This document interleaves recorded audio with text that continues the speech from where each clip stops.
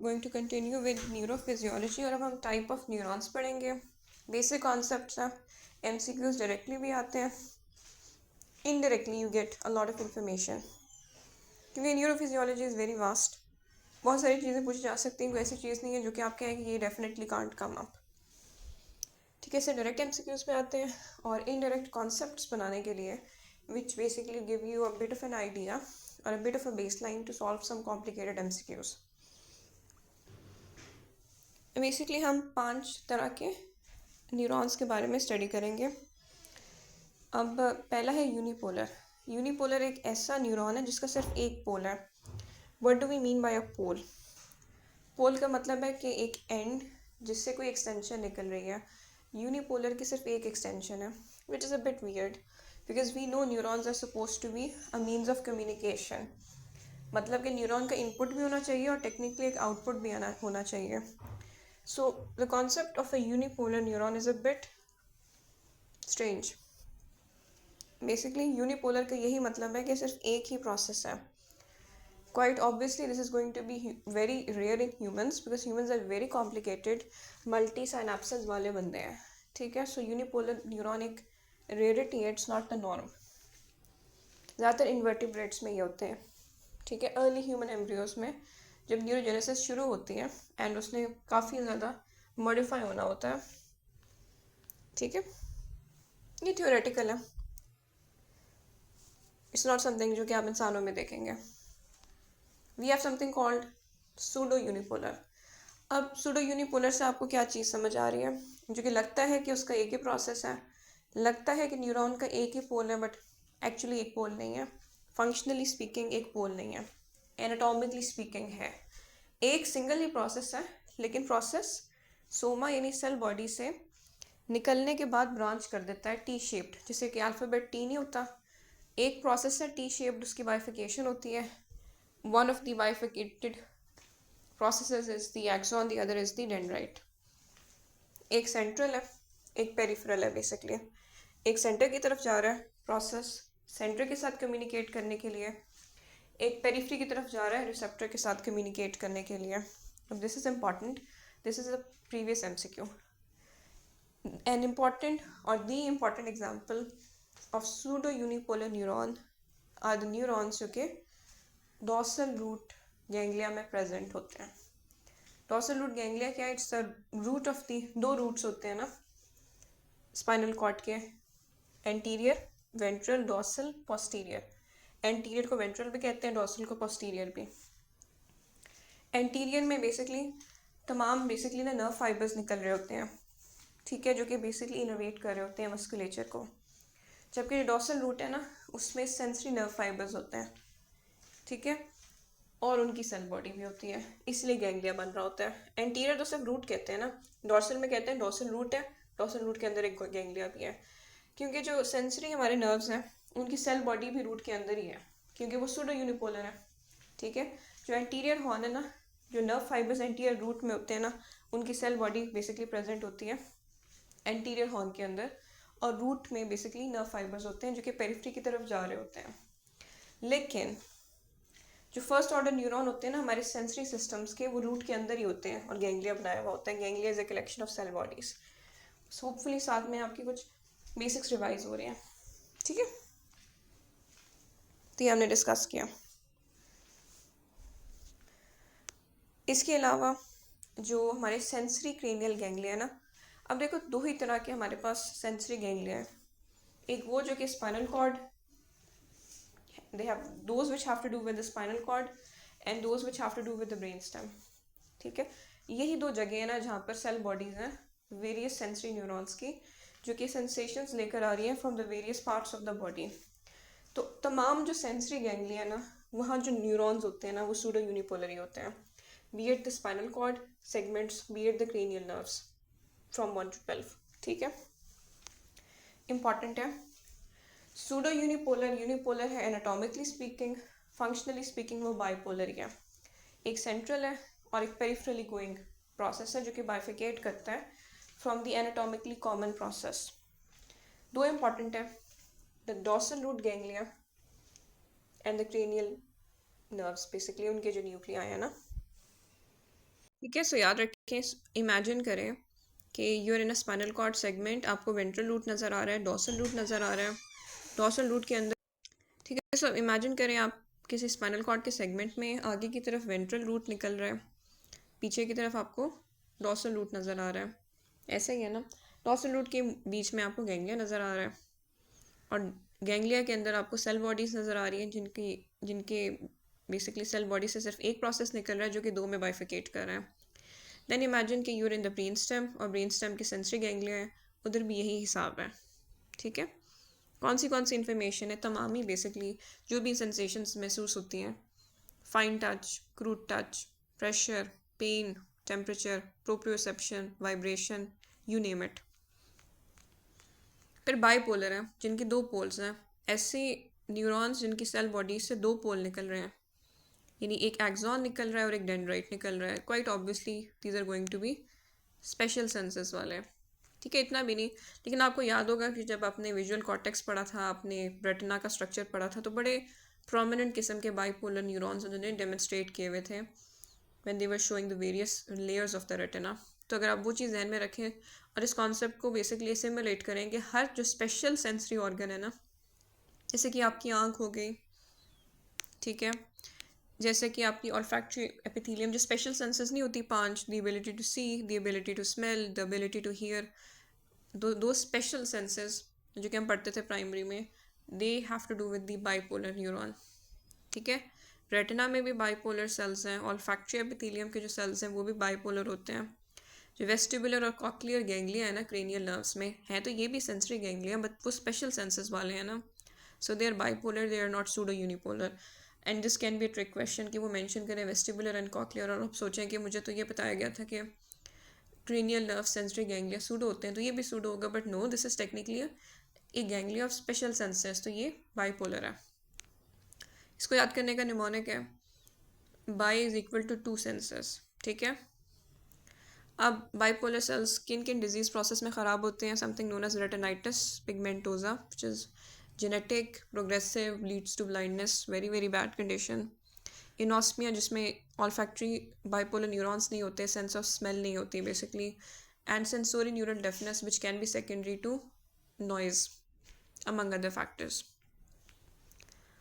अब हमारे पास मल्टीपोलर है जिसमें एक एक्सॉन है और बहुत सारे डेंड्राइट्स हैं, and this is the norm.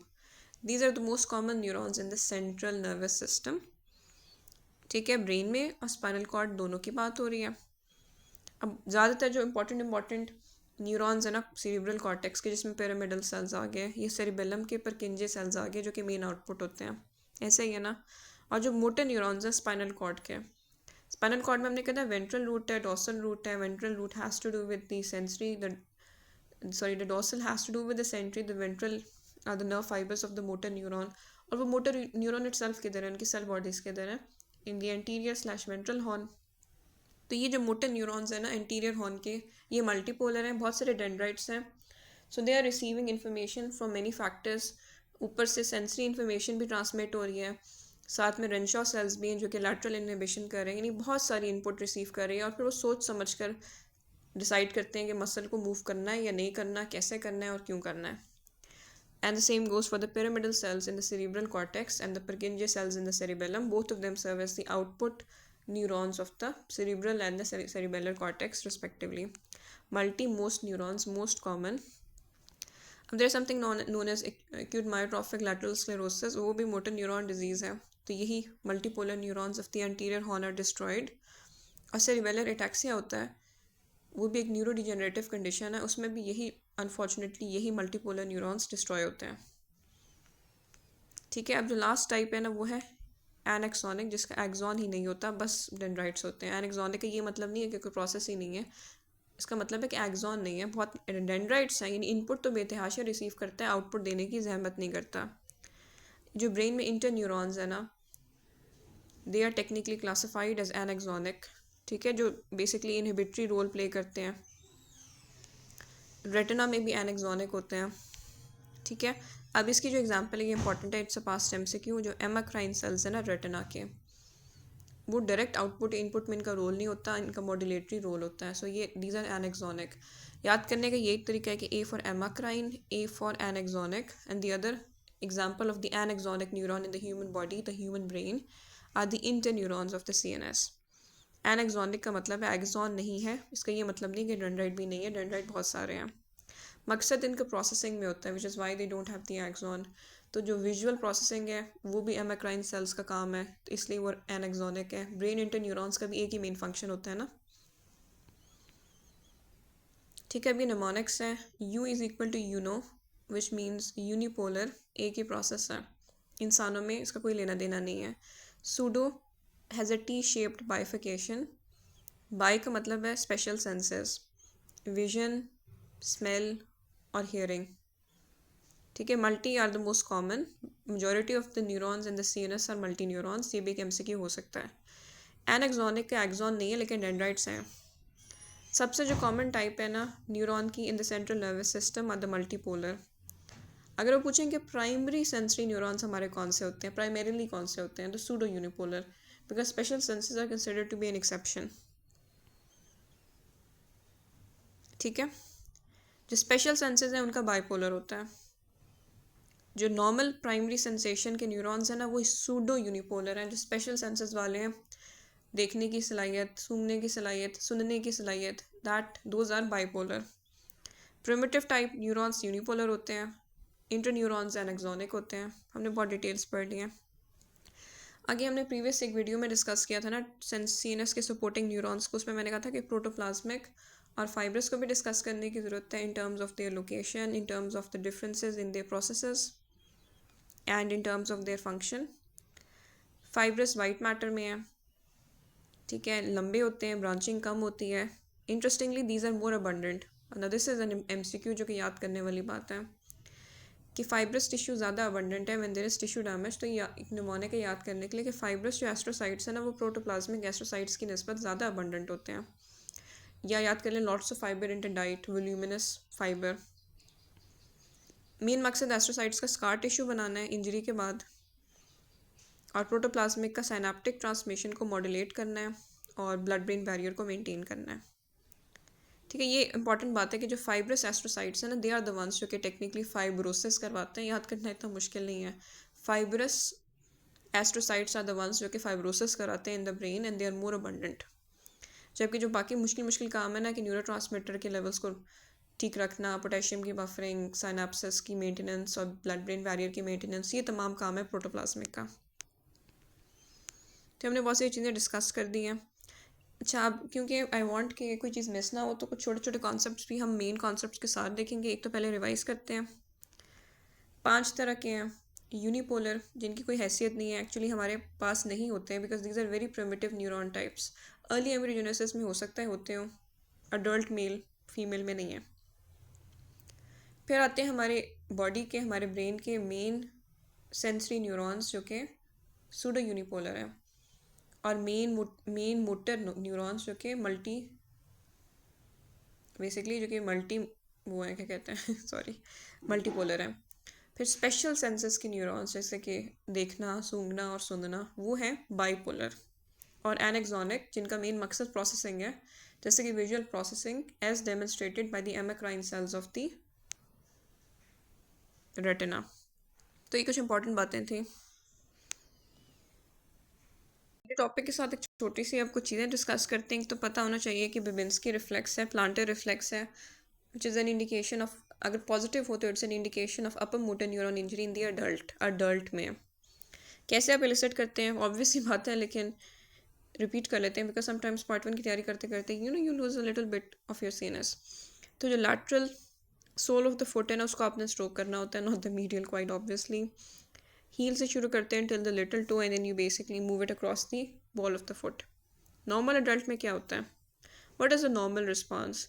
The normal response is down going which is plant reflection. Normally अगर अपर मोटर न्यूरॉन इंजरी नहीं है, अगर पेशेंट को स्ट्रोक नहीं है, तो नॉर्मल इंसान में it's suppose to be down going, it's suppose to be plantar reflection, इसलिए हम इसको प्लांटर रिफ्लेक्स कहते हैं. ठीक है, जो टो है बिग टो उसने भी नीचे जाना होता है और कर्लिंग होनी होती है तमाम टोस की. पॉजिटिव रिस्पॉन्स अब नॉर्मल है, जो कि पॉजिटिव होगी अगर स्ट्रोक है या कोई और अपर मोटर न्यूरॉन इंजरी की वजह है। उस केस में ना डोर्सिफ्लेक्शन होती है, ऑपोजिट डायरेक्शन में मूवमेंट होती है, स्पेसिफिकली ग्रेड 2 की होती है विच इज़ एक्सटेंशन, और बाकी जो टोज़ हैं वो फैन आउट करते हैं, स्प्रेड आउट होते हैं। ये बिबिन्स की साइन है। ये मोटी मोटी बातें मैं सिर्फ रिवाइज करवा रही हूँ, जो चीज़ बताने वाली है वो नीचे है। जो न्यू नेट है ना, जो पहला साल है, और जो इन्फेंट है ना, उसमें बिबिन्स के पॉजिटिव हो सकता है, ये अब नॉर्मल नहीं है। ठीक है, यानी न्यू नेट में बिबिन्सकी का पॉजिटिव होना नॉर्मल है। यानी इस नॉर्मल की अगर आप बिबिन्सकी इलिसिट करने की कोशिश करें न्यू नेट की या इन्फेंट की, तो डॉर्सिफ्लेक्शन होगी बिग टो की और फैनिंग होगी बाकी टोस की। और ये कब तक नॉर्मल होता है ये पता होना चाहिए, 12 महीने यानी 1 साल तक, एंड यानी न्यूनेटल एज, इन्फेंटाइल एज जहाँ ख़त्म होती है, और कुछ बच्चों में 2 साल की उम्र तक भी। सो 12 से लेकर 24 मंथ्स इन्फेंट वाली जो एज ग्रुप जहाँ ख़त्म होती है, और कुछ बच्चों में 2 साल तक भी। क्यों? क्योंकि कॉर्टिकोस्पाइनल ट्रैक्ट तो बन जाता है जब पैदाइश होती है, लेकिन उसकी जो माइलिनेशन है ना, डिसेंडिंग जो ट्रैक्ट है ना, जो कि कंट्रोल करता है तमाम चीज़ों को, उसकी माइलिनेशन को कंप्लीट होते होते 1 या 2 साल हो जाते हैं। और जब वो माइलिनेशन कंप्लीट होती है तब बेबिन्सकी बिकम्स नेगेटिव। तो ये एमसीक्यू में आया हुआ है कि incomplete myelination is the reason the Babinski is positive in the neonate the infant up till 2 years of age. क्यों? बिकॉज जो कॉर्टिकोस्पाइनल ट्रैक्ट है ना, उसका एक उसकी एक डिसेंडिंग इन्फ्लुएंस होती है स्पाइनल कॉर्ड के एंटीरियर मोटर न्यूरॉन्स पर। तो जब तक माइलिनेशन नहीं मुकम्मल होती तो वो अपना ये रोल प्ले नहीं कर सकता इनहिबिटरी, क्योंकि reflex arc is not fully developed, the inhibition is not in place. और जैसे ही माइलिनेशन मुकम्मल होती है ज़िंदगी के पहले 1-2 सालों में, तो ये बेबिन्सकी ये भी डिसअपेयर कर जाती हैं। ठीक है, अब एक कॉन्सेप्ट है सेरिब्रल परफ्यूजन का, इससे कुछ एमसीक्यूज आ ही जाते हैं and they are a bit complicated. Cerebral perfusion is obviously going to depend on the difference between the mean arterial pressure in the vessels of the brain and the ICP, क्योंकि जो बाहर का pressure है, brain parenchyma का जो pressure है, अगर ज़्यादा हो तो it tries to occlude the vessels. तो आसान सी बात है, brain flow is going to depend on the balance between the systemic blood pressure and the pressure in the brain parenchyma which is the ICP। Important बात है, normal value आपको पता होनी चाहिए। हमने बहुत सारी चीज़ें पढ़ी हैं, ठीक है। हमने सेरिब्रल ओपनिंग प्रेशर पढ़ा था कि it's between 60 to 150 millimeters of water, ठीक है, that was the opening pressure. This is the perfusion pressure. दोनों में बातें डिफरेंट हैं, कैलकुलेट करने का तरीका भी डिफरेंट है समवट। ये ब्लड वेसल्स का प्रेशर है, वो CSF का प्रेशर था, तो that was between 60 and 150 millimeters of water या 6 to 15 millimeters of mercury। This is 60 to 100 millimeters of mercury। फ़र्क है ना ऑब्वियसली। ऑटो रेगुलेशन वहाँ हमने जिक्र किया था कि ओपनिंग प्रेशर है 60 to 150 millimeters of water, 10 से डिवाइड करो दोनों को, 6 to 15 millimeters of mercury, 10 to 20 centimeters of water। CSF का प्रेशर था। अभी हम परफ्यूजन प्रेशर, जो कि कॉज होता है ब्लड फ्लो का, ये होता है 60 to 100 millimeters of mercury के बीच में। अगर 50 से कम हो जाए तो ब्लड फ्लो रुक जाएगी, इस्कीमिया होगा, और 30 से कम हो जाए, वैल्यू हमने क्या कहा है 60 to 100, ऐसे ही है ना। 50 से कम हो जाए तो इस्कीमिया, फिर 60 वॉज द मिनिमल ना, तो अगर 50 से कम हो जाए तो इस्कीमिया होता है, और 30 से कम हो जाए तो डेथ हो जाती है न्यूरॉन्स की। ICP नॉर्मल कितना होता है? 5 से लेकर 15 मिलीमीटर्स ऑफ मर्करी के आसपास। ट्रॉमा में हमने टारगेट मेंटेन करना होता है मीन आर्टीरियल प्रेशर का 70, क्योंकि 70 minus 5 is 65 and 70 minus 15 is 55। तो we want to keep it more than 50 ताकि स्कीमिया ना होना। तो बहुत सारी चीज़ें समझ आ रही हैं कि एक हमें पता होना चाहिए कि कितना हम नॉर्मल बंदे में परफ्यूजन प्रेशर कितना होता है 60 और 100 मिलीमीटर्स ऑफ मर्करी के बीच में। नॉर्मल बंदे में ICP कितना होता है 5 to 15। ब्रेन इंजरी के बाद क्या होता है ICP को वो बढ़ता है, ठीक है। और ब्रेन इंजरी में मीन आर्टीरियल प्रेशर भी साथ अमूमन कम हो रहा होता है, क्योंकि कोई ना कोई ब्लीडिंग हो रही होती है।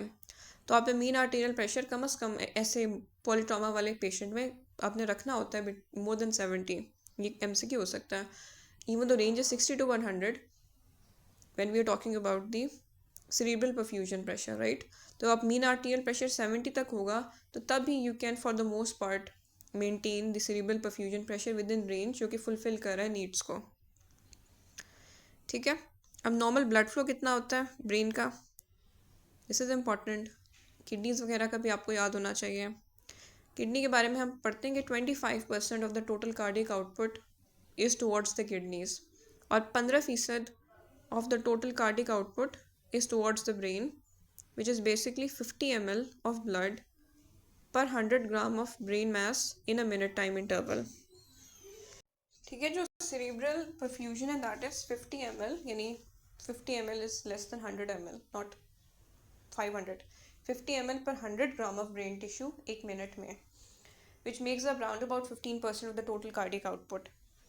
ग्रे मैटर क्योंकि ज़्यादा मेटाबॉलिकली एक्टिव है, उसमें सोमा है, सेल बॉडी है, जहाँ तमाम प्रोटीन सिंथेसिस, तमाम मेटाबॉलिज्म हो रहा है, तो ऑब्वियसली वहाँ ब्लड सप्लाई ज़्यादा होती है compare to the white matter. This is nothing जो कि आउट ऑफ द ऑर्डिनरी हो.